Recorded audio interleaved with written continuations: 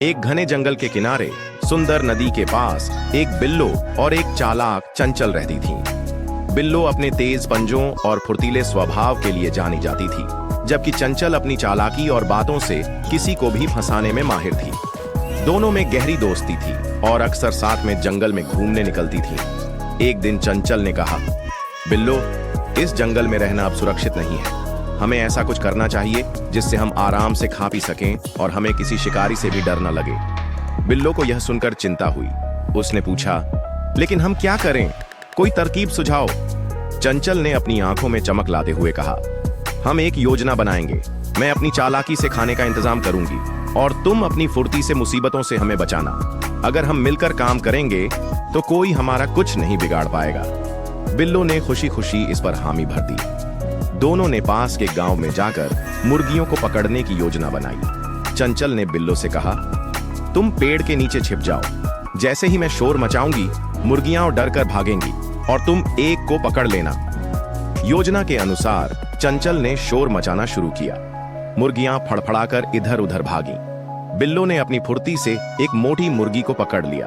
दोनों ने जीत का जश्न मनाया। धीरे धीरे चंचल की लालच बढ़ने लगी। वह बिल्लो से कहती, तुमने तो बस एक मुर्गी पकड़ी, असली मेहनत मैंने की थी, इसलिए बड़ा हिस्सा मेरा होना चाहिए। बिल्लो को यह बात ठीक नहीं लगी, लेकिन दोस्ती के खातिर वह चुप रही। कुछ दिनों बाद चंचल ने फिर एक योजना बनाई। इस बार वह एक बड़ा घड़ा ले आई और बोली, इसमें हम शहद भरकर रखेंगे।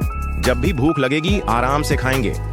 बिल्लो ने पूछा, लेकिन शहद आएगा कहां से? चंचल ने हंसते हुए कहा, बस देखते जाओ। उसने पास के मधुमक्खियों के छत्ते से शहद चुराने का जोखिम उठाया। वह बिल्लो को दूर खड़ा करके खुद शहद लेने चली गई, मगर जैसे ही उसने छत्ता तोड़ा, मधुमक्खियां उस पर टूट पड़ी। चंचल भागते हुए बिल्लो के पास पहुंची और मदद मांगी। बिल्लो ने हंसते हुए कहा, मित्रता में चालाकी नहीं होनी चाहिए।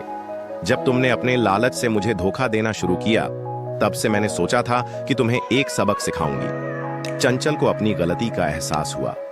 उसने माफी मांगी और कहा, मैंने गलत किया।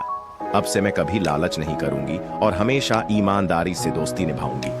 बिल्लो मुस्कुराई और बोली, सच्ची दोस्ती भरोसे और समझदारी पर टिकती है, न कि चालाकी और स्वार्थ पर। दोनों ने हंसते हुए एक दूसरे को गले लगाया और तय किया कि अब वे एक दूसरे का साथ कभी नहीं छोड़ेंगी। इस तरह उनकी दोस्ती पहले से भी गहरी हो गई और वे खुशी खुशी जंगल में साथ रहने लगी।